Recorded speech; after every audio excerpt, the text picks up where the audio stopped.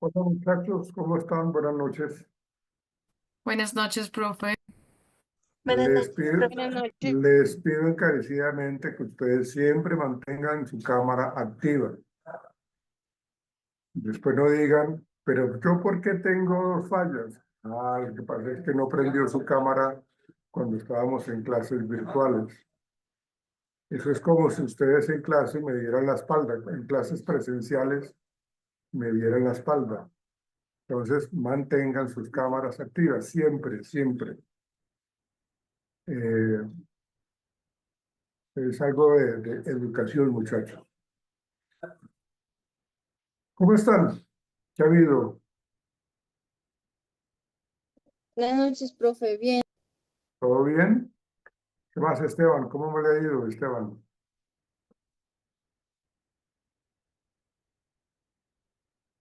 Gustavo, hola Gustavo, ¿cómo te va, Gustavo? Hola, profe, buenas noches. Bien, profe, bien. ¿Todo bien? Sí, señor. Bueno, me alegra mucho. Juan Felipe Sandoval, hola. ¿Cómo estás, Juan Felipe? Activa tu cámara. Andrés Fabián, tu cámara, por favor. Hola, Jerry García, ¿cómo te ha ido? Hola, profe, buenas noches. Muy bien, gracias. Bueno, me alegra mucho. Señorita Dilma, Silvia, Claudia, Hola. Esteban. Hola, Esteban. Profe, buenas noches, ¿cómo Buenas estás? noches, bien, hombre, gracias. Excelente. Jimmy Guerrero, ¿cómo estás? Hola, profe, buenas noches. Buenas noches. Estoy a la espera de que activen sus cámaras, Diana, Jennifer. Por favor, la persona que está con usuario de Zoom tiene que cambiar el nombre y colocar el nombre que corresponda. Son tan amables. María Ortiz, cámara. Juan Felipe, cámara. Sandra Oliva, cámara. Angie Vivas, cámara. Bien. Vamos a comenzar, muchachos. Digamos que en estas sesiones que hemos trabajado, nos hemos centrado desde el enfoque psicoanalítico para poder entender lo que tiene que ver con la psicología de la personalidad o cómo desde la corriente psicoanalítica hablamos de la personalidad. Ustedes se han dado cuenta cómo Sigmund Freud ha sido enfático en todo lo que tiene que ver con el desarrollo de la personalidad en cuanto a ese enfoque psicosexual en su estructura de la personalidad.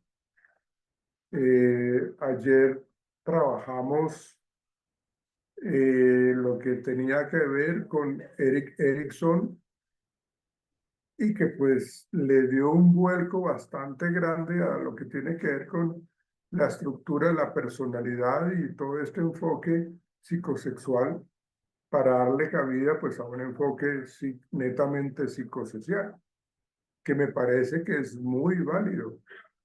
El psicoanálisis pues se enfoca realmente, digamos que las fortalezas, las fortalezas que tiene están muy encaminados a lo que tiene que ver con el proceso terapéutico, a la catarsis, a la asociación libre, a entender un poco el tema del eros, del tánatos, de la estructura de la personalidad, de los aspectos asociados a, a lo que decíamos de la psicopatología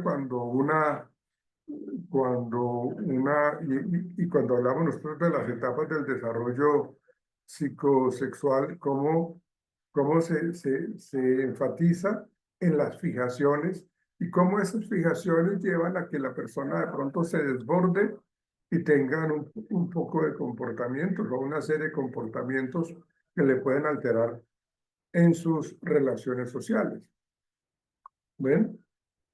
Diferente a Erickson, que era el que veíamos ayer, y digamos que esa dualidad que se presentaba allí entre las diferentes etapas, las 8 etapas del desarrollo psicosocial, eh, la vergüenza versus la autonomía versus la vergüenza o la duda. Cada una de ellas tiene que estar, digámoslo así, como solucionada por la persona, en últimas. Entonces, digamos que son teóricos de la personalidad desde el enfoque psicoanalítico, pero no desechan para absolutamente nada la influencia social. O sea, Erickson pues, le da mucha importancia a la crianza que reciben los niños desde una temprana edad.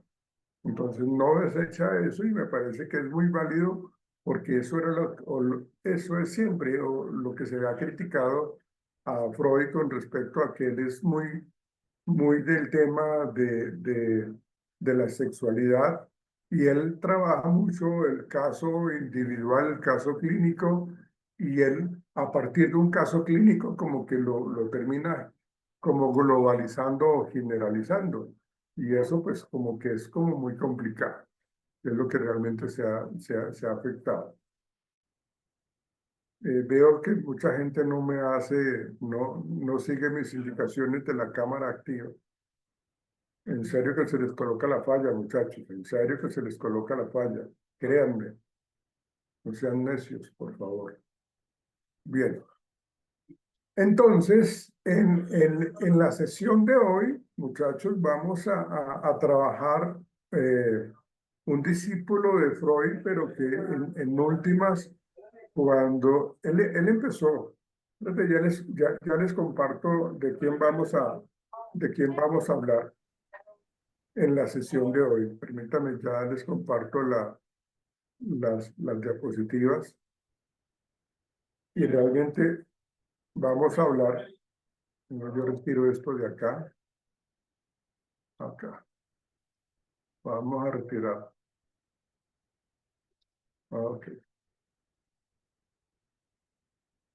Este personaje de Alfred Adler, siendo psicoanalítico, me parece que es una persona que aportó muchísimo al desarrollo de la personalidad de cada individuo con su psicología individual. Adler era contemporáneo de Sigmund Freud y también de Carl Jung. Digamos que Carl Jung y Freud pues son muy psicoanalíticos. Carl Jung le da muchísima importancia a todo lo que tiene que ver con los arquetipos, los mandala, y tiene un enfoque también muy personalizado él. Pero cuando hablamos nosotros de Alfred Adler, realmente el enfoque que él le da, al desarrollo de la personalidad, permítanme que me toca correr esto. El enfoque que él le da, pues se centra en la importancia. Fíjense lo que nos está diciendo esta diapositiva con respecto a Alfred Adler, en donde se habla de que él, Adler, le da muchísima relevancia al centro perdón, se centró en la importancia del sentido de la comunidad, ¿sí? Y el papel de la lucha por el poder en la vida humana. Ya ahorita vamos a mirar unos conceptos muy adlerianos, pero está relacionado muchísimo con el sentido de la relación social que tiene el individuo con su entorno. Pues valga la redundancia, con su entorno social. Y que el ser humano, el infante, nace y hay cierto tipo de inferioridad y que en la vida se encarga, con el transcurrir de la vida, dependiendo de la existencia de lo social, él se encarga de darle o de avanzar, de poder superar esa inferioridad. Ya lo vamos a mirar. Pero entonces ahí ya él, aunque siendo contemporáneo con Freud, él ya como que se aparta, se aísla un poco de toda esa estructura de la psique netamente psicoanalítica según Freud, ¿no? Entonces, aquí lo que nosotros planteamos un poco es la historia. De hecho, quiero que miremos un poco esta parte de Adler, porque pues a partir de sus propias experiencias vividas, pues se enfatiza muchísimo en el desarrollo social. Entonces, Adler, pues aquí a manera de conocimiento, él nace el 7 de febrero de 1870 en Viena, Austria, y fallece el 28 de mayo de 1937, ¿sí? Ya hace un buen tiempo. Fue el primer médico en introducir la idea de que la psicología está muy relacionada con ese entorno social, ¿sí? Y es cierto, la verdad, nosotros no podemos apartar ni aislar ese compromiso social. La influencia social marca muchísimo ese proceso de adaptación o no adaptación, dependiendo de cómo con la comunidad yo me integro, dependiendo de cómo yo le doy utilidad a mi vida, ¿no? Que ya lo vamos a mirar más adelante. Pero él, siendo psicólogo y de la corriente psicoanalítica, le da muchísima importancia a la vida social, que de hecho sí influye. Nosotros sabemos, ustedes y yo, que el contexto social va a marcar un poco la vida misma del individuo. Si es una persona supremamente aislada socialmente, pues ese tipo de comportamiento de aislamiento pues va a generar ciertos tipos de componentes en la personalidad de ese individuo. O por el contrario, si es una persona que se integra muy bien a su sociedad, a la comunidad, pues entonces toda su conducta va a estar como muy ligada a ese aspecto, eh, a ese aspecto de su personalidad. Se va a integrar con muchísima facilidad. Diferente sería que no lo tuviera. Entonces, aquí menciono un poco algo de la vida de Adler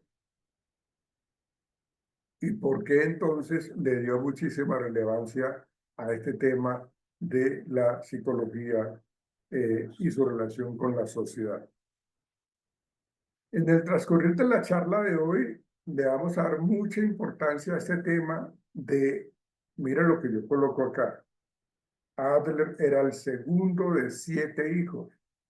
Y aquí es importante tener claro que esta parte de la ubicación del orden de nacimiento es muy importante para Adler y es muy importante para la psicología y el desarrollo de la personalidad, ¿sí?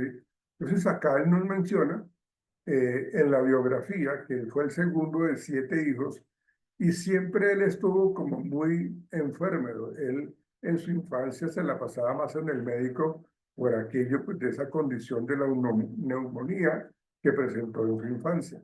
Entonces, cuando ya hablamos de esas condiciones de enfermedad, eso ya empieza a generar como un concepto muy particular en la persona. Ya empieza a generarse una condición bien particular, porque hablamos nosotros de que si yo me la paso en el médico constantemente y yo estoy enfermo constantemente, pues entonces eso ya hace que yo entre en una desconfianza, en una inferioridad que es muy evidente para la teoría adleriana, ¿sí? Y en la estructura de su familia, Adler experimentó constantemente una rivalidad muy estrecha con sus hermanos. Y esa rivalidad lo que plantea es de que siempre hay una lucha por la superioridad. A ver quién es mejor en el deporte, quién es mejor en el arte, quién es mejor en el estudio. Entonces, como que entre los hermanos de Adler y él había mucha competencia. Esa competencia le generó a él el interés por la psicología. Y por el interés, fíjense que un psicoanalítico hable del comportamiento humano, eso ya es algo que se gana en el terreno de la psicología y el comportamiento humano. Porque pues, ellos únicamente hablan desde la psique mental, desde la estructura mental de la psique. Entonces, Adler le da muchísima relevancia a este tema de la relación estrecha, de la sana relación, del nivel de competitividad, dependiendo de dónde nosotros estamos ubicados en nuestra familia.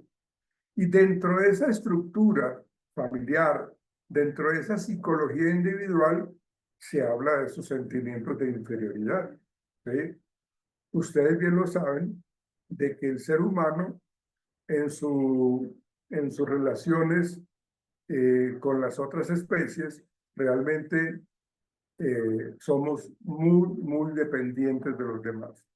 Ustedes se dan cuenta, las otras especies, las crías, los potrillos, por ejemplo, nacen y ya se paran en sus cuatro paticas y siguen a su mamá. ¿Ven? ¿Por qué? Pues porque biológicamente están dotados por eso y biológicamente se desarrollan de una manera que se tienen que empezar a valer por sí mismos. Obviamente, pues tienen que tener un poco la protección de los papás, de la yegua o del caballo, que realmente le dan esa protección. Porque si no, obviamente, podrían ser atacados por los depredadores y pues, seguramente si no los protegen, pues morirían víctimas de estos depredadores. ¿Sí? Pero esa inferioridad sí es muy marcada en nosotros los seres humanos. Cuando un bebé nace, el bebé no se va a levantar de la cuna, no se va a levantar de la cama, no se va a poner las chancletas y se va a ir a la nevera a prepararse un sándwich, no lo va a hacer. Si lo hace, pues imagínense la plata que nos vamos a ganar con este hijo porque es un superdotado. Pero realmente el nené nace y se queda allí. Y se queda allí y va a depender netamente de las personas que están a su alrededor. En este caso, son los adultos responsables. Si hablamos en general, no solamente de los papás, sino también de los tíos, de los abuelos, de las personas que están alrededor de ellos. ¿Sí? Pero los nenes, los bebés, perdón, necesitan de otras personas. Por eso se habla de que hay un sentimiento de inferioridad. Y ese sentimiento de inferioridad los hace tener ese complejo de inferioridad. Pero a su vez, ese complejo de inferioridad lo va a hacer que reaccione y se catapulte y pueda luchar por esa inferioridad, que es lo que se llama la lucha por la superioridad, la lucha por escalar, avanzar. ¿Sí?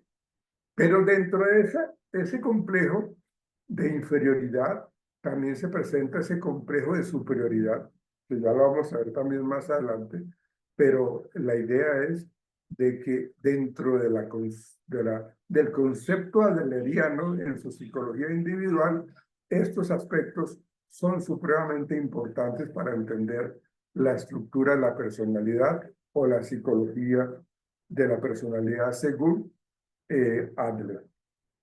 Entonces, fíjense ustedes que le da muchísima importancia al comportamiento humano, le da muchísima importancia a la competitividad que existe entre las personas, los hermanos que conviven, digamos, si soy yo y que vivo con mis hermanos, entonces, ¿cómo es que estamos compitiendo? ¿Ven? Entonces, ahí estamos hablando de esa posibilidad de salir adelante con esa competitividad. ¿Sí? Bueno, ahora, si nosotros vemos la siguiente diapositiva, aquí estamos hablando de ese concepto de sentido de inferioridad. ¿Sí? Entonces Adler planteaba que creía que todos nosotros, ustedes, yo, en el pasado, nuestros papás, nuestros abuelos, toda la población humana, creía que todos experimentamos un sentido de inferioridad. Por eso les explicaba yo a ustedes la comparación que somos nosotros, una especie humana con una especie de otro tipo de seres vivos, ¿sí? Que tienen que empezar a vivir y a valerse por sí mismos. Si ustedes se dan cuenta, las aves, los padres de las crías, pues los van a proteger, los van a alimentar y los van a cuidar por unos 3 meses, 4 meses, mientras ya adquieren pues, cierta fortaleza, ya adquieren cierta seguridad y ya están más alados, ya están más emplumados, digámoslo así, y tienen que levantarse, tienen que echar vuelo e irse del nido, ¿sí? Entonces, ¿qué es lo que hacen las papás de esas crías? Los sacan. O sea, usted ya tiene que irse de acá, ¿sí? Entonces, fíjense que todos nosotros sentimos o experimentamos esa inferioridad, pero esa inferioridad nos impulsa a que nosotros debamos superarnos, pero hay personas que no logran superar ese sentimiento y pueden estar desarrollando problemas de autoestima, ¿sí? Entonces, obviamente eh, eso va a generar pues una problemática muy fuerte para la persona que no supera ese sentimiento de inferioridad, ¿sí? Seguramente su entorno familiar eh, su entorno familiar es muy negativo, su entorno familiar tiende a ser castigador, las personas que lo rodean pues realmente están sintiendo pues esa problemática, entonces pues el, la situación se le complica para esta persona, ¿sí? Entonces, dentro de ese concepto de inferioridad, la persona lo vive, pero a partir de esa percepción tiene que sacar adelante su vida. Y por eso se habla de esa lucha por la superioridad. Entonces, es importante que entendamos nosotros que la psicología de Adler es bastante clara desde un enfoque psicosocial, ¿sí? Y ahí vemos cómo los adolescentes, y si tienen taras psicológicas, pueden verse aún más afectados por la situación que están viviendo en el momento, ¿sí? Entonces, cuando hablamos nosotros de la superación y el complejo de superioridad, como les decía yo anteriormente, tenemos un sentimiento de inferioridad, ¿sí? El sentido de la inferioridad, pero también tenemos una lucha por superarnos, ¿no?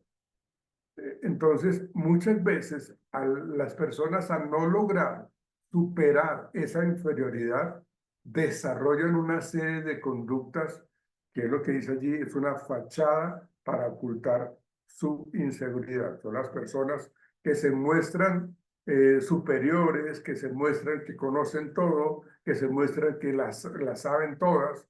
Entonces, para superar o para más bien compensar sus sentimientos de inferioridad, desarrollan un complejo de superioridad, que es como una máscara que la gente, algunas personas muestran, ¿sí?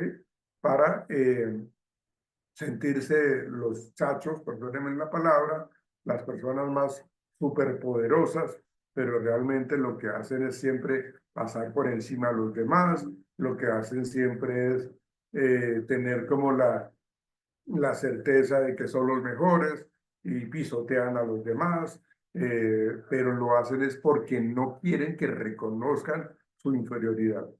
Entonces yo lo que voy a hacer es dominar, controlar, pero lo hago es precisamente para que no me descubran esos sentimientos de inferioridad. Por eso dice allí, Adler creía que algunas personas, en su intento de compensar sus sentimientos de inferioridad, desarrollan ese complejo de superioridad, que a menudo, como les decía, es una fachada para ocultar su inseguridad. ¿Ven? Entonces son esas personas que se quieren mostrar como mandones, como autoritarios, como castigadores, que ya ahorita lo vamos a ver en otros conceptos importantes que nos plantea Adler. Entonces, ahí estamos viendo cómo ese complejo de inferioridad y el complejo de superioridad está afectando el desarrollo de la personalidad del individuo. ¿Sí? Ahora, ¿sí? Aquí hay algo muy importante y muy interesante que nos plantea Adler. ¿Sí? Dentro del estilo de vida, pues uno puede, bueno, si yo tengo un complejo de inferioridad, seguramente mi estilo de vida va a estar por el piso. Si yo tengo un estilo de vida, o si yo tengo un complejo de superioridad, mi estilo de vida también va a ser negativo. Por eso, la definición del estilo de vida para Adler es esa que aparece allí. Es la forma en que una persona enfrenta los desafíos con resiliencia y se relaciona con los demás forjado seguramente por las experiencias que vienen desde la infancia. Por eso les decía, si mis cuidadores, si mis progenitores, si mis padres, perdón, son o han sido castigadores o muy permisivos o muy laxos o muy autoritarios o muy amorosos de una manera adecuada, esas experiencias en mi infancia me van a marcar. Acá lo que pretendemos entender es de que la persona sea capaz de enfrentar los diferentes desafíos que tiene la vida. Sí, o sea, nosotros tenemos buenos, malos, medianamente malos momentos, ¿no? De vida se va a forjar una serie de respuestas funcionales, adaptativas y que me permita afrontar problemas. ¿Sí?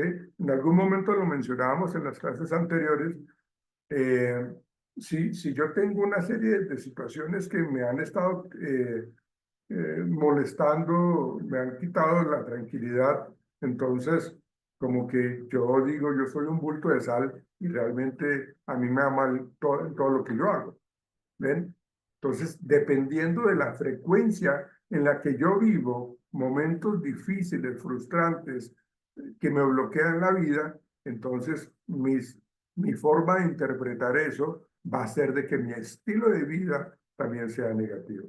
Aquí yo estoy mostrando en estas imágenes como personas que tienen esa capacidad de afrontar los problemas, ¿sí?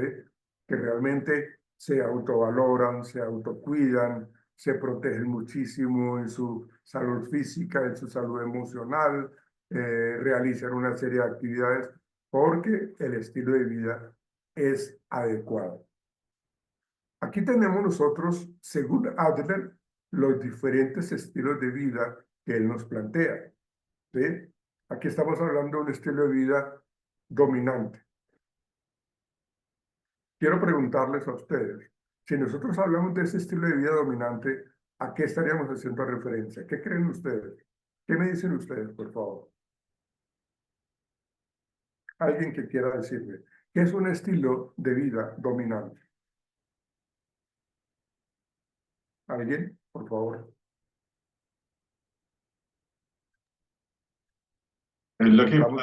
la forma de ser de la persona o el comportar de la persona, profe? Explícame eso, Gustavo, por favor. Cuando tú hablas de eso, ¿a qué te refieres, Gustavo? Eh, digamos que si la persona es una persona deportista, su estilo de vida dominante pues sería el gimnasio, sería una buena alimentación, No, no, no es por ese lado, Gustavo, no es Profe, por ese lado. Perdóname, eh, perdóname, Franci, que tú levantaste la mano. Discúlpame, ya te sí, doy la palabra. Franci, dime, El estilo de vida dominante es una persona que es como agresiva, por ese que lado sí quiere es. dominar a todo mundo, Claro, es claro. su carácter. Entonces fíjense que este estilo de vida dominante, a ver, si yo estoy con una persona que no me deja hablar, si yo estoy con una persona que quiere controlar mis opiniones, que quiere manipular mis opiniones, que únicamente acepta lo que él dice y lo que yo digo no me lo acepta. ¿Quién va a querer estar al lado de una persona con ese estilo de vida en donde es totalmente dominante? Pues Una nadie. persona sumisa. una Exactamente, dependiente. claro, porque sí lo hay, porque sí lo hay, porque fíjense cómo esta teoría que siendo psicoanalítica me parece muy bonita, muy interesante porque realmente le da un enfoque a cómo es la crianza de nuestros padres a nosotros cuando éramos pequeños, chiquiticos, ¿sí? Y nos daban la posibilidad de ser eh, creativos, autónomos o ser un poco ensimismados, introvertidos, ¿no? Dependiendo de la familia con la que yo crecí.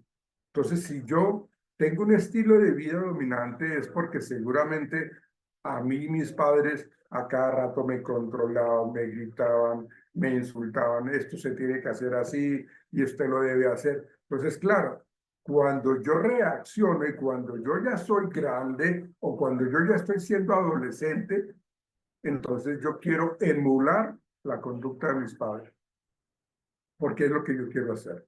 Entonces, no aprendí otra manera diferente sino ese estilo de vida dominante, ¿sí? Un estilo de vida que realmente hace que la gente los aparte. Creo que a ninguno de nosotros, los que estamos acá en esta aula virtual ahorita, nos gusta una persona que nos quiera dominar, que nos quiera controlar.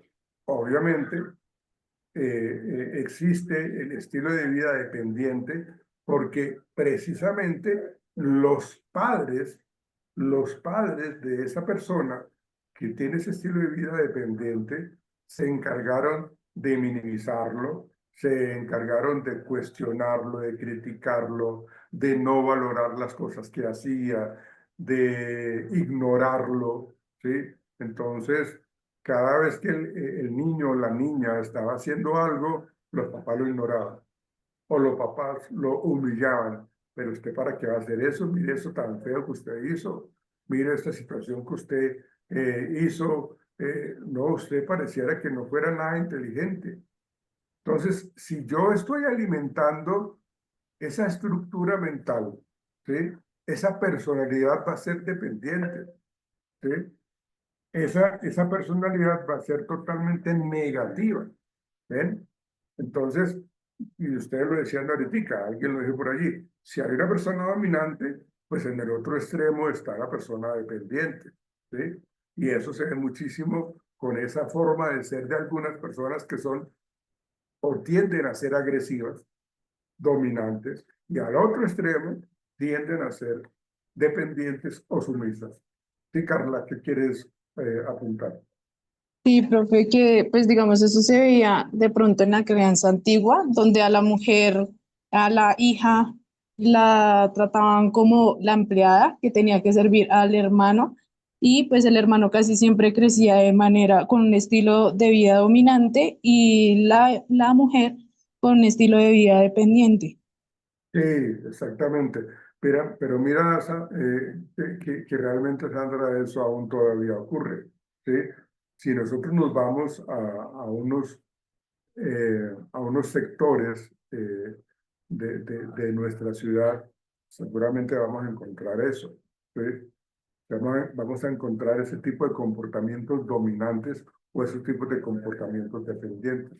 ¿Que se vive todavía? Sí, se vive todavía. ¿Sí, Sandra? Profe, yo quería hacerle una pregunta. O sea, hay cuando una Dígame. persona es dominante, ¿Es porque también tiene cosas de dependiente o en este caso sí es totalmente individual cada estilo de vida? No, no, esto es cada estilo de vida, por eso a veces se pone la tarea de diferenciarlo.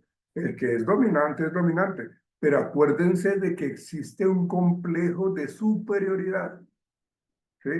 Y las personas por lo general que son dominantes muestran su lado más estricto, su lado más maquiavélico, eh, pero es porque realmente no quieren que vean lo inseguro que es, ¿sí?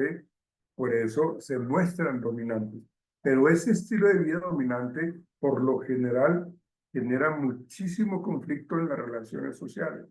Y por eso en las relaciones de pareja, cuando alguien ha tenido siempre ese estilo de vida, digamos, si yo tengo ese estilo de vida dominante, entonces yo tengo mi novia y mi novia pues no se aguanta pues ese maltrato que yo le doy, entonces pum, se acaba la relación. Entonces yo siempre busco estar por encima de los demás cuando tengo ese estilo de vida dominante. Porque realmente esos estilos de vida dominantes son los que quieren siempre obtener lo que ellos quieren. Ellos siempre quieren tener la razón. Ese estilo de vida dominante son los que quieren controlar absolutamente todo. O sea, ellos no están acostumbrados a dar nada. Ellos quieren ser siempre los que obtienen, ¿sí? Son como los obtenedores en vez de ser dadores, ¿no? Entonces, fíjense ustedes de que eso tiende a ser totalmente negativo, porque tienden a ser totalmente autoritarios. Y por el otro lado, el estilo de vida dependiente, pues es una persona que ha sido muy sumisa. Perdónenme por favor un instante.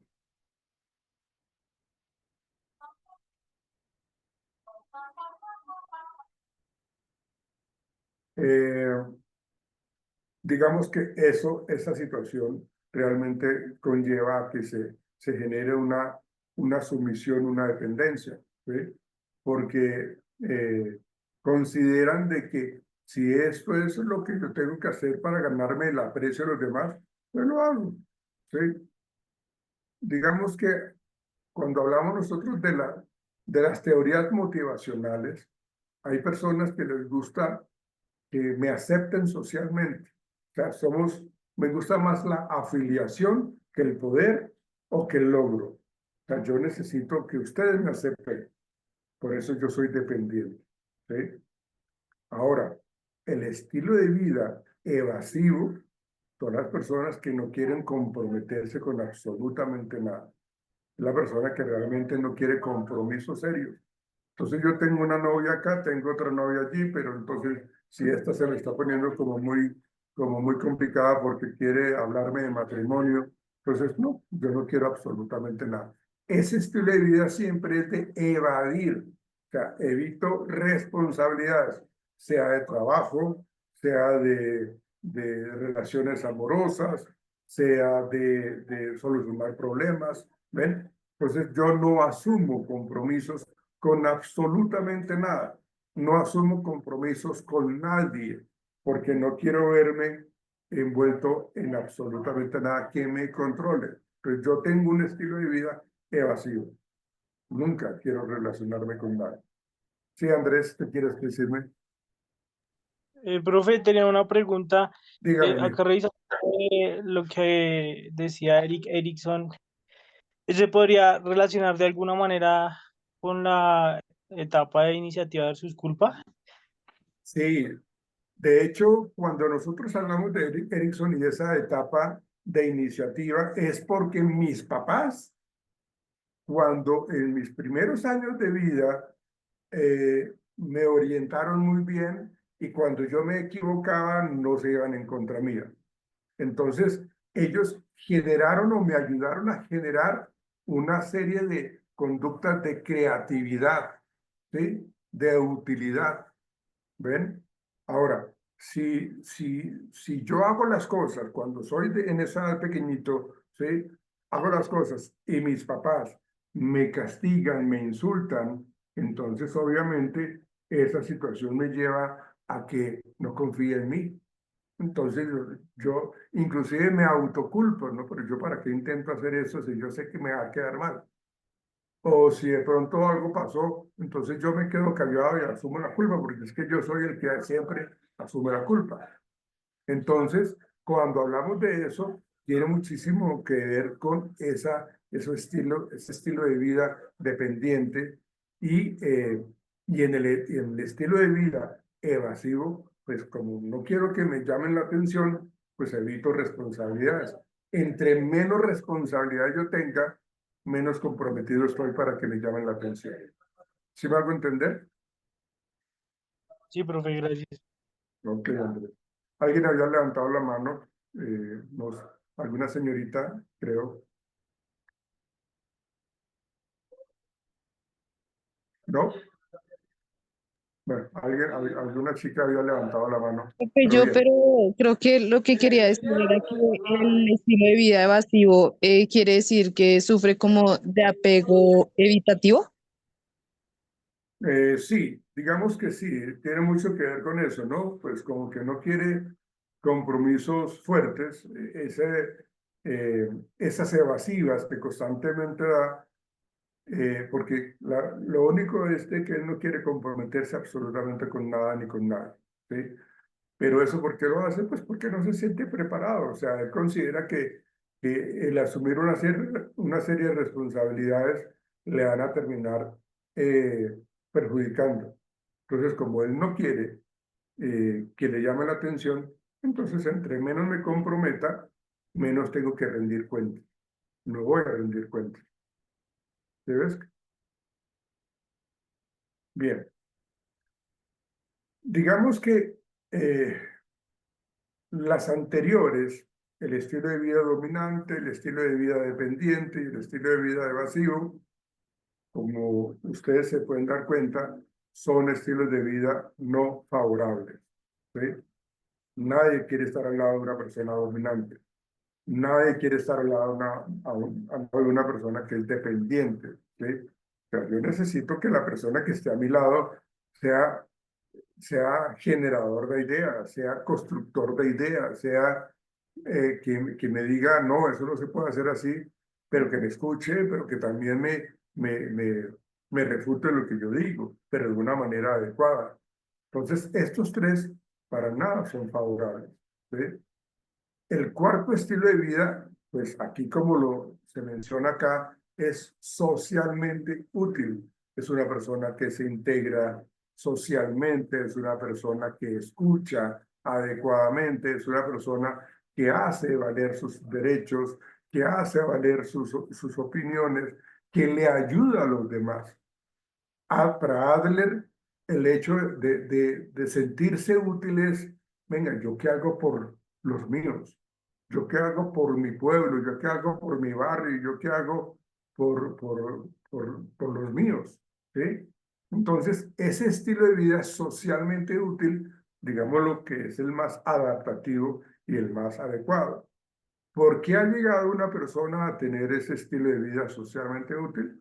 Pues porque los papás han sido supremamente adecuados, porque lo han orientado, porque no han pescado por ellos, sino le enseñaron a pescar, ¿sí? Porque ha permitido de que a partir de los errores él aprenda o ella aprenda, ¿sí? Entonces yo no quiero una persona que evite, no quiero una persona que se quede callada y agache la cabeza, y tampoco quiero una persona dominante que no escucha a los demás. Con las pautas de crianza que reciben los niños en su temprana edad, podemos obtener una vida socialmente útil, siempre y cuando estas crianzas hayan sido muy buenas, ¿sí? Porque si tenemos esos estilos de crianza autoritario, permisivo, respetuosa, pues entonces, según la que yo reciba, así me voy a comportar, ¿sí? Si yo tengo unos padres supremamente permisivos que no me controlan, bueno, controlar en el buen sentido de la palabra, que no me colocan normas, entonces lo que yo hago, lo que se me antoje hacer a mí, yo lo hago. ¿Por qué? Pues porque es que los papás, hay muchos papás que tienen miedo de que los hijos lo vean como el mandón o como la mandona o como la regañona, ¿sí? Entonces yo no quiero que mis hijos me vean de esa manera. Yo no quiero que mi hijo me vea como, ay, qué viejo tan cansón, qué viejo tan cascarrabias, o que diga, ah, mi mamá sí que es bien mamona, perdóneme la expresión, mi mamá sí es bien cansona, ¿sí? Entonces yo no quiero que ellos me vean así. Entonces, como no quiero que me vean así, entonces voy a ser un padre con una crianza muy permisiva, ¿ven? O lo contrario, una crianza totalmente autoritaria, que aquí se hace lo que yo digo y punto, que aquí se hace para hoy lo que yo quiero, ¿sí? Eso es lo que usted hizo, está mal, corríjalo y hágalo totalmente, inicie nuevamente. Soy totalmente autoritario. Entonces, fíjense que esa crianza autoritaria, esa crianza permisiva, genera seguramente un estilo de vida evasivo, un estilo de vida dependiente o un estilo de vida dominante, ¿sí? Y la que más se asocia con el estilo de vida socialmente útil sería el de la crianza respetuosa, ¿sí? O sea, nosotros tenemos que saber que a los hijos, a los pequeños, se le tienen que colocar normas, reglas, ¿sí? O sea, no pueden ser simplemente muchachos que hagan lo que se les antoje, ¿sí? No, ellos tienen que saber de que hay es lo que nosotros conocemos cotidianamente, que mis derechos van hasta donde comienzan los de ustedes y sus derechos van hasta donde comienzan los míos, ¿ven? Entonces yo les estoy enseñando a comportarse de una manera muy asertiva, una manera socialmente útil. Esta persona que tiene un estilo de vida socialmente útil seguramente va a actuar pensando en los demás, pero también en él o en ella, ¿sí? Va a ser una persona que le ayuda a ayudar a la comunidad, ¿sí? ¿Por qué? Pues porque se integra, va y ayuda a las personas, es lo mismo que hablaba Erik Erikson con respecto a ser una persona que genera comportamientos de ayuda, ¿sí? ¿Ven? Entonces, ahí vamos viendo importante, según lo que plantea Adler, con sus diferentes estilos de vida. Miren lo que nos plantea Adler. Acá nosotros podemos estar teniendo, en esta imagen que yo les coloco acá, ese es un estilo de vida totalmente evitativo, porque no quieren asumir su responsabilidad, no quieren sentirse que, o sea, ella es la culpable y ella dice, él es el culpable. Entonces, no quieren asumir como que venga. Si somos pareja, usted cede y yo cedo. Yo cambio y tú cambias. ¿Ven? Entonces, por eso dice que los estilos de vida son patrones de comportamiento y maneras de interactuar con nuestro entorno que se forman en la infancia. Por eso les explicaba yo la influencia que tienen los padres en nuestra infancia y que van a generar unos comportamientos que nos va a permitir enfrentarnos a los desafíos con el transcurrir de nuestra vida, a lo largo de nuestra vida. ¿Ven? Entonces, padres autoritarios pues van a afectar el desarrollo de la personalidad del niño y del adolescente y del adulto joven, ¿sí? Padres permisivos, igual. ¿Ven? Entonces, el ejemplo que yo coloco allí dice que la persona con un estilo de vida dominante puede manejar equipos de trabajo de manera autoritaria, porque tiene una vida dominante, ¿sí? Y aquí, volviendo al tema de las teorías motivacionales, hay una teoría motivacional que es muy conocida, que es la de McClelland. Y McClelland dice que hay tres tipos de motivación. Una necesidad de poder, una necesidad de logro y una necesidad de afiliación, ¿sí? Entonces, si yo quiero siempre mantener el poder, entonces yo voy a tener una vida, un estilo de vida dominante, porque voy a ser autoritario, ¿sí? En cambio, si yo soy una persona que le gusta que las demás personas lo acepten, tendría un estilo de vida totalmente dependiente, ¿sí?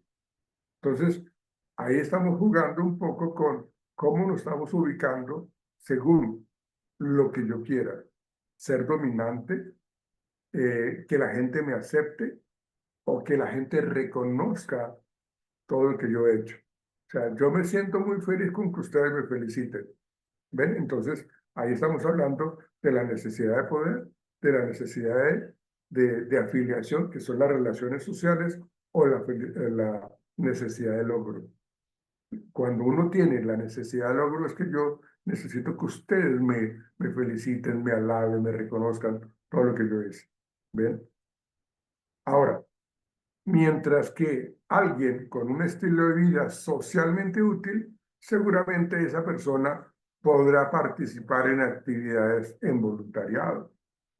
Se va a enfocar en aspectos muy importantes de la comunidad, de cómo yo ayudo a este grupo de personas. Nosotros, los psicólogos, ustedes y yo, deberíamos tener muy marcado ese estilo de vida socialmente útil, porque queremos ayudar y esa nuestra ética profesional nos dice, venga, usted va a ayudar a la persona independientemente de su credo religioso, va a ayudar a la persona independientemente del color de su piel, independientemente si es adinerado o no, ¿sí? Pero usted se comprometió a ayudar a la sociedad. Entonces nosotros seguramente tendríamos que tener ese estilo de vida socialmente útil, porque queremos ayudar a las personas, porque nos nace, porque eso está muy relacionado con nuestro profesionalismo, ¿sí? Y aquí les decía yo con respecto al orden del nacimiento, cómo esto influye también en la estructura o el desarrollo de la personalidad, ¿sí? Y este orden de nacimiento está muy relacionado con el complejo de inferioridad que nos plantea Adler, ¿sí? Venga, les hago yo una preguntita a ustedes. Espérate, yo dejo de compartir porque quiero verlos. Levanten la mano ahí en el chat, en la pantalla. ¿Quién tiene hijos? ¿Quién de todos ustedes tiene hijos? Levanten la mano, por favor.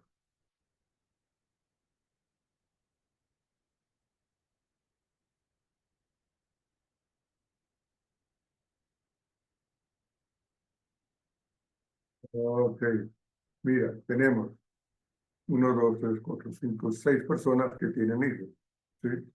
Bueno, Sandra, discúlpame la pregunta, Sandra. ¿Cuántos hijos tienes?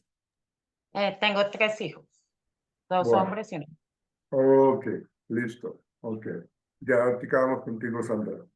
Sandra Olía, ¿cuántos hijos tienes? Una, profe.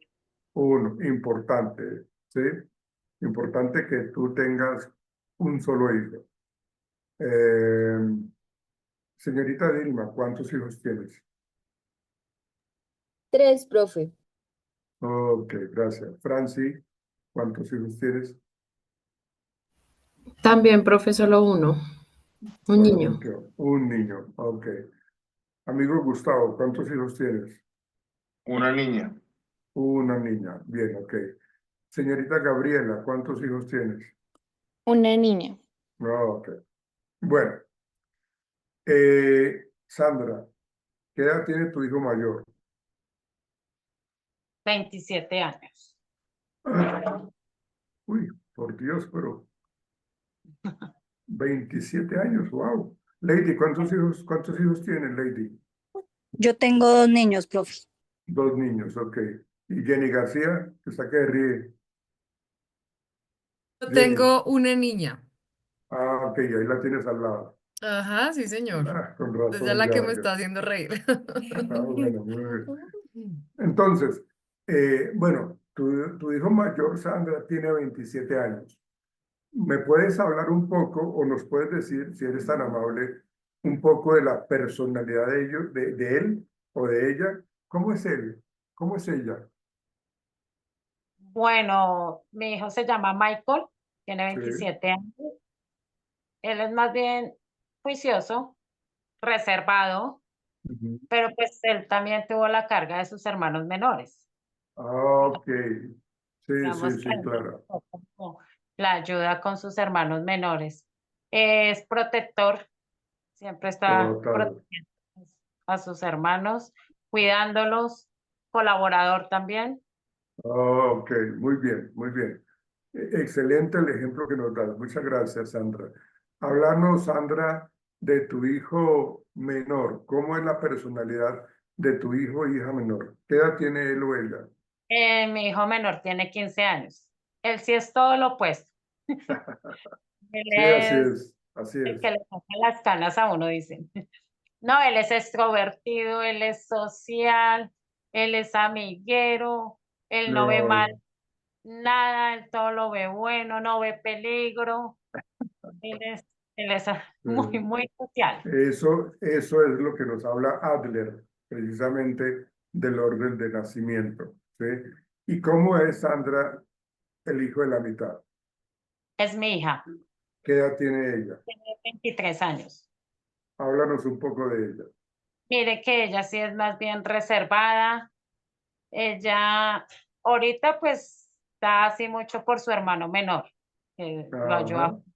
que lo Sí, ayuda sí. con las tareas, y con su Ajá. hermano mayor sí es más bien como muy estricta, pelean mucho.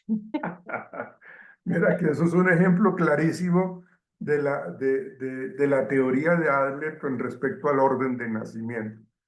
Tú dijiste prácticamente las características que Adler nos menciona con el primogénito. El hijo mayor tiene esas características, ¿sí? Tiene exactamente esas características que tú planteas. Es una persona que tiende a ser responsable, es una persona que tiende a ser sobreprotector, es una persona que tiene dificultades, y tú lo explicaste muy bien, Sandra. Tú lo explicaste cuando dijiste, ¿cómo se llama tu hijo mayor? Michael, Y la señorita, ¿cómo se llama? Estefanía, Entonces, Michael pelea mucho con Estefanía, ¿sí? Y Estefanía pelea mucho con Michael. Y fíjate que la alianza que hay entre Estefanía con el hijo menor, tuyo, ¿cómo se llama el hijo menor? Sebastián. Porque hay más cercanía entre Estefanía y Sebastián en cuanto a la edad, ¿sí? En cuanto a la edad. Y tú lo dijiste, creo que fuiste tú, que a Michael le tocó asumir una responsabilidad bastante grande con respecto al cuidado de los hijos, perdón, de los hermanos, ¿ven? Entonces, esa responsabilidad se la ganó él por ser el hijo, el hermano mayor, ¿sí? Pero siempre hay rivalidad.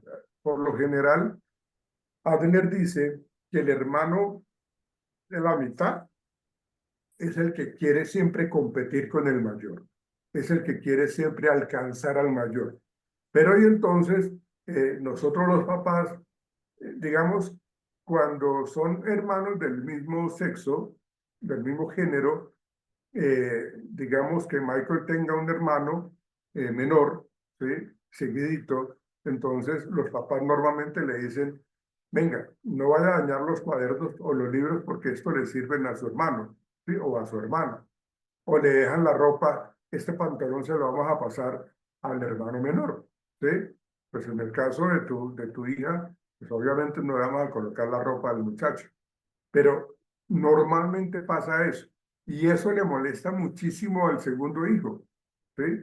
Le molesta, no, yo quiero lo mío, yo quiero algo nuevo porque siempre tienen que darme lo que era de mi hermano mayor o lo de mi hermana mayor, ¿sí? Y eso genera esas rencillas, esas dificultades. Y no Profe, sé si perdóname, profe. pero no sé si la relación que hay entre tu hermano, entre tu hijo mayor, perdóname, y el menor, ¿cómo es? Buena, es Es buena. excelente. Pero Digamos hay, que pero hay más, Mike, cama, hay más camaradería entre la hija, entre tu hija y el hermano menor. digamos que ella es más permisiva con él. Ah, bueno, y por eso es que él se la lleva mejor con ella, porque ella le tapa las faltas. ¿Sí? ¿Ven? Es como, Profe, en cierta razón. manera, es como medio alcahueta un poquito con él. En cambio, el hermano mayor es un poco más estricto. Sí, señor. Además, lo que usted ahorita comentó, la rivalidad entre el mayor y el de la mitad. Lo que pasa es que el mayor, pues, ya es profesional, digamos que Sí, claro. muy juicioso y todo, entonces siempre la de la mitad, ay, pero como él es juicioso, ay, como él no sé qué. Ay, sí, él, Entonces, sí, sí, él es el querido, a mí ya no me quieren. O sea, ay, si lo hizo, entonces yo tengo que hacerlo también. Es sí, exactamente eso. Muy bien, ese ejemplo nos ayuda muchísimo a entender el orden del nacimiento. Adler dice que el orden de nacimiento influye en la personalidad de los infantes, Profe, y de los en el hijos. caso, los hijos que son únicos, Ya iba para allá, ya iba para allá. Tú tienes una hija, ¿cierto, Franci? ¿O un no, un hijo? niño. Un niño. Bueno, háblanos un poco de la forma de ser de él. Tiene 12 años, se llama Juan. Sí. Él es muy consentido Ajá. por todos, por absolutamente todos, porque pues es el primer nieto Ujú. de mi mamá, o sea, la abuela. Entonces es demasiado consentido.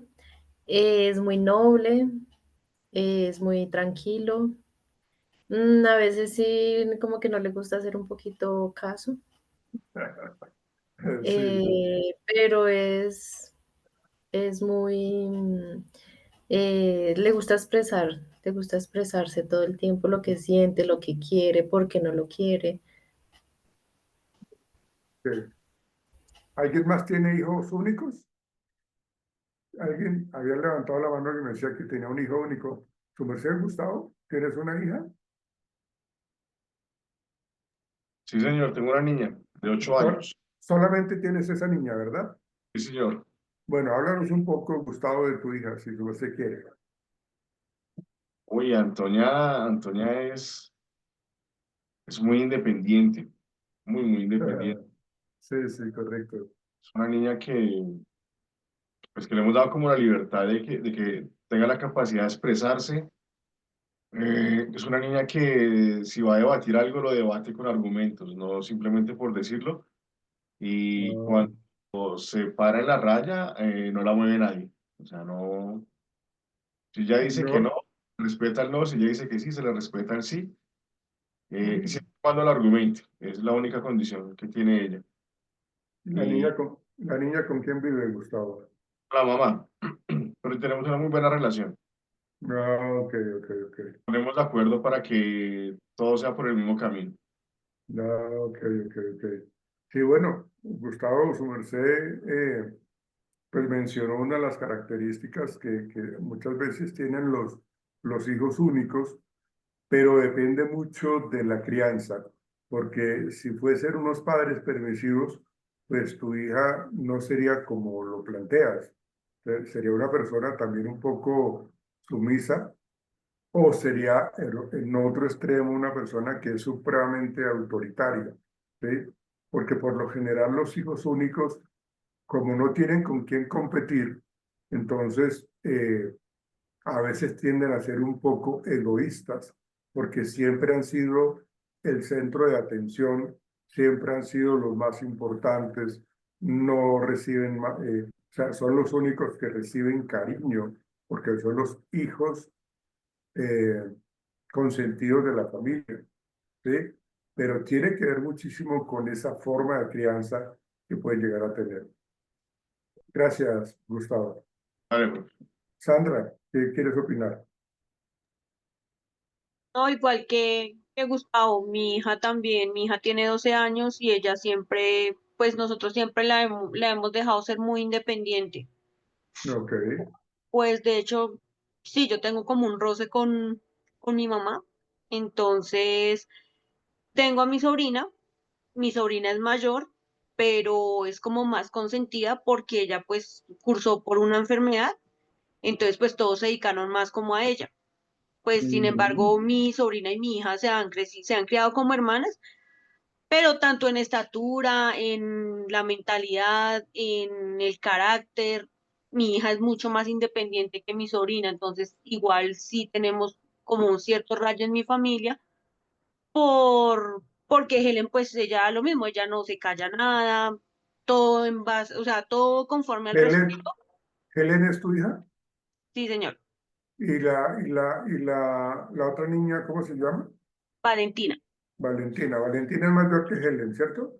Sí, señor, ella cumplió 15 este año y mi hija cumple 13 este año. Pero, o sea, si de pronto yo alguna vez las he llevado a la universidad, mi sobrina se ve menor que mi hija, pero en todo sentido, o sea, en la manera de actuar, de Ah, pensar, porque Helen, digamos, pues nosotros no le hemos tapado cómo son las cosas. A ella siempre se le habla como muy directo, como esto es así, esto es así, esto es porque sí, para que usted vaya sabiendo cómo son las cosas en el futuro, para que no se vaya a dejar engañar. A mi sobrina, mm, pues por el tema de que la hemos cuidado tanto, porque me incluyo, por el tema de la enfermedad que tuvo, entonces ella sí es como más, como más tiernita, más delicada, sí, tiene ok. demasiada inocencia. Precisamente por eso, tú lo has dicho ahorita, tú dijiste, mi sobrina ha estado en una condición de salud que requiere que sea más, que reciba o que necesite mayor atención, ¿sí? Entonces, no sé si entre ellas dos haya algún tipo de roce o de celos con tu hija, porque pues recibe mayor atención ella, pero por su condición de salud, ¿sí? Y eso pasa muchas veces. Adler habla de que hay un síndrome, y eso seguramente ustedes lo conocen, que es el síndrome del príncipe destronado. Cuando los hijos únicos, o bueno, cuando los hijos mayores están en la casa, son los que reciben toda la atención del mundo.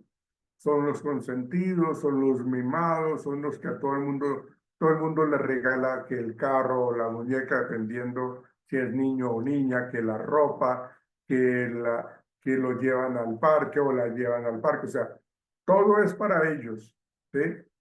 Pero cuando nace el segundo hijo en una misma familia, cuando nace el segundo hijo, ahí vienen los problemas. Porque es que yo tenía el control y mi trono como rey o como príncipe era ese. No había nadie que me quitara ese puesto. Pero cuando llega mi hermano o mi hermana menor, pues obviamente todo el mundo se volca para darle toda la atención a esa nueva personita.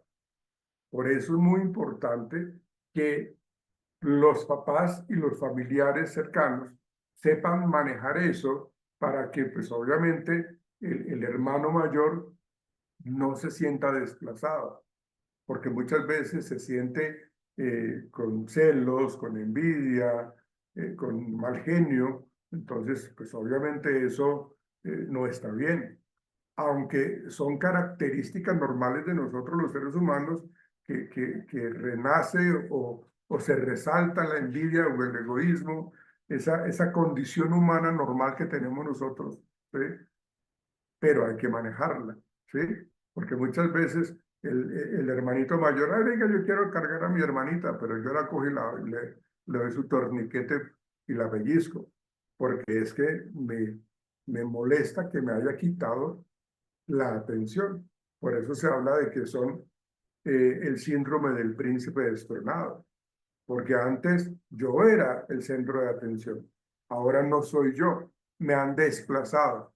Pues obviamente no la han desplazado porque la hayan dejado de querer, lo que pasa es que o la desplazaron, pues porque, bueno, si se puede utilizar esa palabra, pues precisamente porque la, la niña o el niño más pequeño pues requiere toda la atención.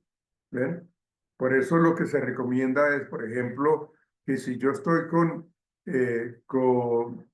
mi esposa está con la niña más pequeña o el niño más pequeño, pues yo voy a estar con el hermano mayor. Y luego nos turnamos, ¿sí? Como que se esté manejando como ese compromiso de cuidado y le vamos enseñando a él o a ella, al mayor, a que de pronto nos colabore con el cuidado del pequeño o de la pequeña, ¿sí? Pero fíjense que eso es lo que nos plantea Adler con el tema del orden de nacimiento. El orden de nacimiento genera una clara relación con la estructura de la personalidad. Y los hermanos menores sí que son mucho más extrovertidos, son mucho más frescos y Sandra lo comentaba porque son los que en cierta manera le permiten hacer muchas cosas y son bastante fregados ellos, ¿sí? En cierta manera tienden a ser un poco, con todo respeto lo digo, tienden a ser un poco manipuladores, ¿sí? Porque si uno lo regaña, los hermanos como que le alcahuetean las cosas. Entonces salen corriendo y hacen sus pilaturas y se van corriendo para donde alguien los proteja, ¿sí? ¿Quiénes son los que los protegen? Seguramente son las tías o los abuelos, que realmente terminan es como, ay, mija, déjelo, ay, mija, pero ¿qué se va a poner a pelear con él? Déjelo, ¿sí? Él es así, déjelo. ¿Ven? Pues obviamente, como les decía, las estructuras o los comportamientos van a depender de cómo han sido los padres, cómo han sido los padres con nosotros. Bien, entonces continuamos. Pero ese era el ejemplo que quería yo mostrarles con respecto a este orden de nacimiento y su influencia en lo que tiene que ver con la personalidad. Por eso dice Adler, el orden de nacimiento puede tener un fuerte impacto en la personalidad y las expectativas que los padres tienen para cada hijo. Entonces nosotros, no, es que ya sabemos que él actúa de esa forma, ya sabemos que eres supremamente introvertido, ya sabemos que eres muy emocional, ya sabemos que él se integra con todo el mundo, él conoce a todo el mundo y es el amigable. ¿Ven? Tiene que ver con eso. Pero depende mucho de la relación que exista con los papás. ¿Sí? Aquí está. Los primogénitos tienden a ser responsables y líderes. El hijo del medio pueden ser competidores o mediadores. Usted lo mencionaba ahorita. Y los hijos menores suelen ser más creativos y menos responsables. Pero no por eso tenemos que permitir de que sean hijos que aprendan a ser un poco asociales o que no respeten las normas. Acuérdense que todo en exceso, todo en déficit tiende a ser negativo. Por eso se habla de que el orden del nacimiento y la personalidad van muy de la mano. Sí, Carla, cuéntame. Profe, pues hace poco estaba hablando de eso con algunas personas, que yo sentía que los hijos mayores tendían a ser más desfasados, como más locos, a de pronto a ser como al querer explorar más cosas y de pronto los del medio o los que le siguen suelen ser más recatados con el tema de experimentación o de salir, tomar y demás. Creo que de pronto basándose en las experiencias del mayor, Sí, pero no. correcto. Tal Y cual. Tal cual, lo que tú estás diciendo, de acuerdo a lo que ellos ven. Venga, si mi hermano mayor lo felicitaron por haber hecho esto, entonces yo lo voy a imitar. O si a mi hermano mayor lo regañaron porque hizo esto, entonces yo mejor no lo hago. Entonces, son muy observadores los hijos del medio para poder entonces empezar a comportarse. ¿Sí? Digamos que son como los modelos a seguir o los ejemplos a seguir, y mucho más los hijos menores también, ¿sí? Pero pues se generan siempre como esas alianzas entre sus hermanos. Bien, muchas gracias. ¿Hay alguna pregunta hasta allí con respecto a esta teoría de la personalidad según Alfred Adler? A mí me gusta mucho, la verdad me parece muy interesante. Y fíjense, vuelvo y lo digo, es un teórico psicoanalítico de esa corriente. Bueno, lo mencionábamos al inicio de la charla, ¿sí? Digamos que esta importancia en la comunidad está muy relacionada con un estilo de vida socialmente útil. Una persona que tiene un sentido de vida socialmente útil va a tener un sentido de pertenencia. Entonces, la opinión de Adler sobre la socialización va a decir, vea, nosotros vamos a ayudar a las personas, nosotros vamos a querer sea, vamos a salir cada diciembre y vamos a llevar mercados a las personas menos favorables, a las personas que tienen más vulnerabilidad. Vamos a llevarle ropa, vamos a llevarle alimento, vamos a llevarle juguetes a los niños. Entonces, eso se da porque hay un sentido de pertenencia con la comunidad en la que estamos. Y está muy asociado a ese estilo de vida socialmente útil. Entonces, Adler decía que la salud mental está profundamente ligada a la forma en que nos relacionamos con los demás, pero eso tiene que ver muchísimo con la crianza que tienen, que le dan los papás a los hijos. Porque si mis papás son personas supremamente hurañas, son supremamente castigadoras, son asociales, pues entonces pues yo no voy a poder relacionarme con los demás. No voy a tener ese concepto de integración social, porque no me lo enseñaron, ¿sí? En cambio, si la cooperación y la conexión que me generaron mis papás son esenciales para el bienestar de la comunidad, lo voy a hacer. Y no necesitan decírmelo, lo hago con toda la naturalidad del mundo, ¿sí? Entonces es la persona que se ve ayudando a los demás, es la persona que le brinda ayuda a los demás, ¿sí? Y lo hace de una manera, inclusive teniendo una conducta prosocial o una conducta altruista, porque le nace, tiene ese sentido de pertenencia. Obviamente la comunidad también va a influenciar. ¿En dónde estamos creciendo? ¿Cuál es nuestro barrio? ¿Cuál es nuestra localidad? En esta localidad como que todo el mundo vive independientemente porque es que la inseguridad es tenaz o las peleas que hay entre las familias es constante porque hay mucha rivalidad, hay mucha competencia negativa, porque la competencia es sana en la medida que se pueda mantener así dentro de lo más sano que se pueda tener, ¿sí? Pero si es una competencia totalmente incorrecta, pues entonces pues la comunidad va a ser una persona para allí, el grupo, el otro persona o la otra familia para otro lado. Entonces no hay esa integración entre la comunidad. Sí, Edilma, cuéntame.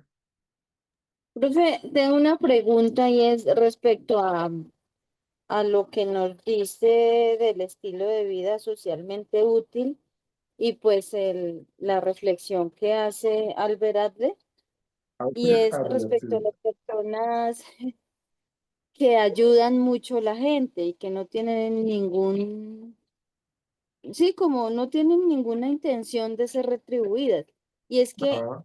en un 90%, casi que en un 100%, estas personas se ven como mal vistas, como, perdón lo que voy a decir, ¿no? Me disculpo, es con respeto, como el lambón, el que quiere sobresalir, el que no sé qué, y tienen como muchos paradigmas y no, realmente el que es servicial, digo yo, entonces no sé No, por qué se pero mira, percibe socialmente de pero esta manera. claro, pues precisamente lo estás diciendo tú, o sea, tú misma te estás dando la respuesta. Las personas que tienen el concepto negativo de los que son altruistas, ¿sí? Porque les gusta colaborar frecuentemente, pues este es bien regalado, ya sabemos quién se va a lanzar para ayudar, ya sabemos quién va a colaborar, tan lambón, tan regalado, tan metido.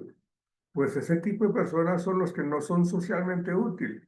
Ellos son los que les gusta evitar, ¿sí? Ellos no saben colaborar. Ellos no tienen esa conexión para poder brindarle ayuda a los demás. El problema no es el que tiene una vida socialmente útil. El problema no es el que es socialmente altruista, ¿no? El que tiene problema es el que se la pasa criticando a los demás. O sea, yo quisiera que me felicitaran, pero me la paso es criticando a los demás, ¿sí? Entonces, no está dentro de los grupos que son socialmente útiles, sino está dentro de los grupos que son totalmente evasivos, ¿sí? Y que critican y que critican y que siguen criticando. Entonces, el problema, como te digo, no es de la persona que es socialmente útil. El problema es de los demás, porque se la pasan es cuestionando, criticando, observando y esperando en qué momento la persona se equivoca para caerle encima. ¿Ven? Entonces, es la explicación que yo te podía dar. ¿Por qué la gente actúa de esa manera? Pues porque son envidiosos, porque aprendieron a ser egoístas, aprendieron a ser negativos.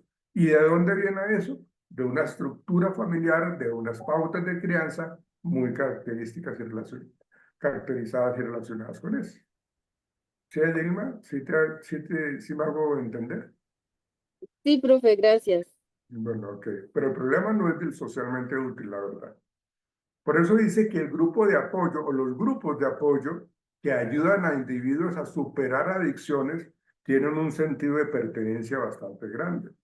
Y vuelvo les digo, nosotros tengan presente esto, muchachos, señoritas, los psicólogos deben de tener un estilo de vida socialmente útil. O se esperaría, ¿no? Debido a que tenemos un sentido de pertenencia con la sociedad, con nuestro país, con nuestra región, con nuestra comunidad. Porque si no, o sea, si no tenemos claro que la psicología es para eso, entonces apaga y vámonos, porque pues entonces, ¿cuál es la idea? Sea en el contexto organizacional, clínico, jurídico, educativo, ¿no? Es lo que necesitamos tener. ¿Ven? Ahora, miren lo que dice Adler, creo que esto ya es la última diapositiva. Adler, con respecto a la relación que tiene con la educación, él dice, venga, no nos tenemos de conocimiento, dice él. Y aquí hay tres cosas importantes, y es de que yo puedo tener toda una formación académica, yo puedo tener una serie de diplomas colgados en la pared de mi consultorio o en la sala de mi casa. Entonces soy una persona supremamente intelectual. Soy una persona que ha hecho especializaciones, doctorado, PhD, postdoctorado, todo lo que ustedes quieran. Y soy el más erudito en un tema en particular o en muchos temas. Pero como persona soy lo peor. Como persona no lo hago bien. Entonces eso tiene que ver con el saber ser y el saber hacer. ¿Ven? Y Adler decía, la educación debe centrarse en el desarrollo de habilidades sociales y la capacidad de contribuir a la sociedad y no solamente la acumulación de conocimientos. ¿Qué saco yo con tener una gran cantidad de conocimientos? Si yo soy una bestia, perdóname la palabra, si soy una persona tosca, si soy una persona deshonesta, si soy una persona eh, grosera. No, ¿para qué conocimiento? ¿Para qué tanto título? ¿Ven? Lo que tenemos que hacer es de que la educación, según lo que nos dice Adler, es un enfoque en la educación y el aprendizaje sea muy bueno para la vida. O sea, la educación nos permite a nosotros aprender a vivir, ¿sí? De una manera socialmente equilibrada, ¿sí? Vamos a adquirir con la educación más autonomía, mayor independencia y también asumimos responsabilidad, ¿sí? Por eso yo les decía, y les digo nuevamente, el hecho de que nosotros nos estemos formando como psicólogos, ¿sí? La responsabilidad de cada uno de ustedes en ser buenos, regulares o malos como psicólogos depende de ustedes. Ustedes tienen que ser autónomos en su formación, en su aprendizaje, en su compromiso de estudiar, en su compromiso de preparar cada una de las asignaturas. Porque en la medida que ustedes vayan avanzando en su carrera profesional, van adquiriendo mayor responsabilidad. No podemos ser más psicólogos del montón, sino que seamos personas realmente responsables y que contribuyamos a nuestro país, a la sociedad. ¿Ven? Por eso dice allí, el reto en la educación es trabajar para superar problemas, por eso se habla de la autonomía, del aprendizaje para la vida, porque yo con educación yo puedo sacar adelante mi vida y la de los míos, porque eso me permite a mí tener una mejor calidad de vida, porque yo me preparé y estudié para salir adelante, ¿sí? O sea, yo no me preparé para pasar por encima a los demás. Por eso dice, para superar problemas y no a los demás. O sea, yo tengo que respetar a las demás personas. Y eso nos lo dice Adler. Por eso Adler, en la relación que hay entre la personalidad, el aprendizaje, la educación y la autonomía, es muy claro en eso. O sea, yo prefiero no tener tanto conocimiento, pero soy mucho más humano, ayudo más a la gente, desarrollo habilidades más sociales, y eso es mejor. Muchas veces el hecho de tener conocimiento puede llevar a que la gente no se soporte y entremos en conflicto permanentemente. ¿Ven? Entonces, esa era la teoría que teníamos. Creería yo que vamos a cerrar un poco la teoría, la corriente psicoanalítica para poder ya mirar un poco otro tipo de teorías como lo es el humanismo, ¿sí? Que también nos arroja una serie de pautas para entender un poco la estructura de la personalidad. ¿Qué preguntas hay, señoritas, caballeros, al respecto? ¿Algún aporte que quieran ustedes dar? Santiago, que no lo había visto. Hola, profe. Tú, hermano, ¿cómo vamos? No, profe, todo quedó súper claro. ¿Claro? Muy bien. Gracias, amigo. Gracias, Santiago. Amigo Jair Murcia, ¿algún comentario, Jair? No, pues, profe, más allá de que todo ha sido bastante interesante, porque creo que, pues, con respecto a lo que habla Adler, creo que nos hemos podido dar cuenta un poco de las personas que también hemos estado, con las que hemos estado rodeados, dependiendo fuera de, o sea, fuera como en el trabajo, en un contexto ya un poco con quienes compartimos, pues creo que ha sido un poco, en mi caso ha sido como un poco más abierto hacia ver qué tipo de personas es con la que ando un poco, entonces creo que ha sido algo funcional para, pues, para determinarlas. Obviamente, pues uno ya sabe cómo esas personas han influido en nuestro contexto, pero pues es un poco más de tenerlo en cuenta, digo yo. Sí, muy bien. No, importante lo que su merced dice, Jair. Realmente uno se encuentra con personas que tienen unas características bien particulares y uno lo dice, uno dice, oiga, si esta persona de verdad, ojalá cambiara, porque es que de verdad es una persona supremamente intolerable, es una persona que no se hace querer, ¿sí? Y los jefes, ¿no? Si mis jefes fueron, ese jefe no se le, o sea, a él no se le respeta, se le tiene es miedo. ¿Por qué? Pues porque tienen su manera de comportarse.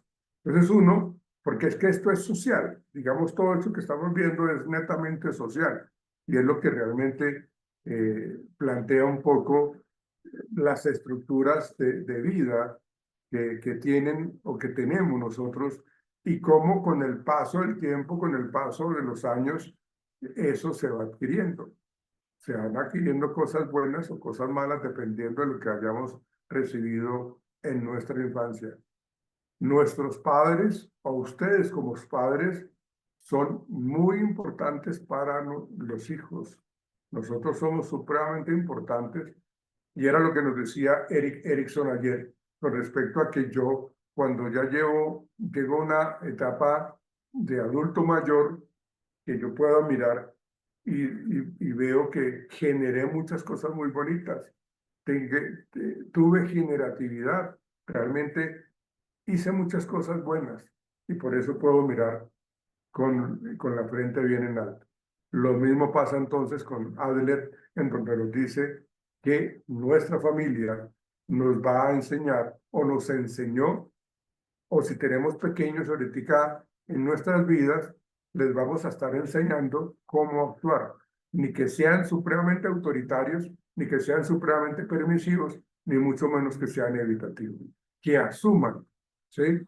Que reconozcan la importancia de asumir responsabilidades y que asuman también que si se equivocan, aprendan de sus errores, ¿sí? No para caerles encima, ¿sí? A veces uno mismo se tropieza en la vida y uno aprende, ¿sí? Pero de hecho, eso está la vida es eso, de que nos caemos, nos levantamos y aprendemos y eso nos ayuda. Pero si yo cada vez que me caigo, cuando yo era pequeñito y me caía, me equivocaba, todo el mundo me iba encima, es que usted sí es una bestia, es que usted es un torpe, que usted es tal cosa, pues ¿cómo creen que yo voy a crecer? ¿Con qué estructura mental voy a crecer?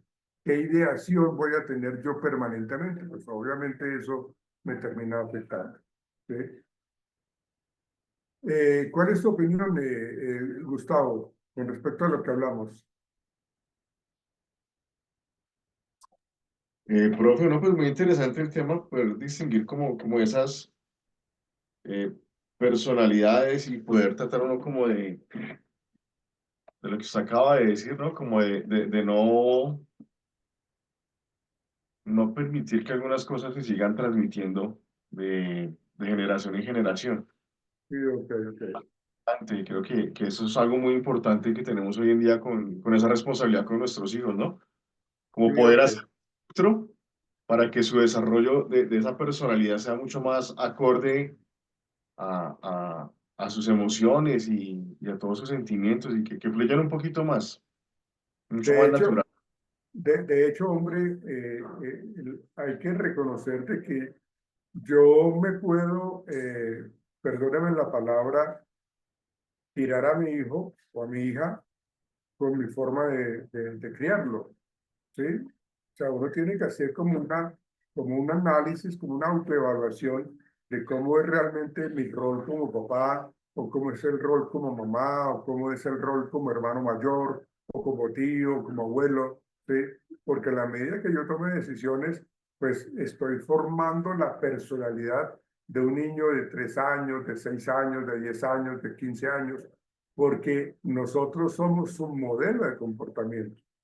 Nos van a imitar o nos van a seguir, y eso lo vamos a ver más adelante, pero pues es la característica más esencial de que nosotros, con nuestras decisiones, con nuestras conductas, con nuestras formas de resolver la vida, le estamos transmitiendo un aprendizaje a nuestros pequeños, ¿no? Natalia Barcenas, ¿cuál es tu opinión, Natalia? Buenas noches, profe. Hola, Pues, Natalia.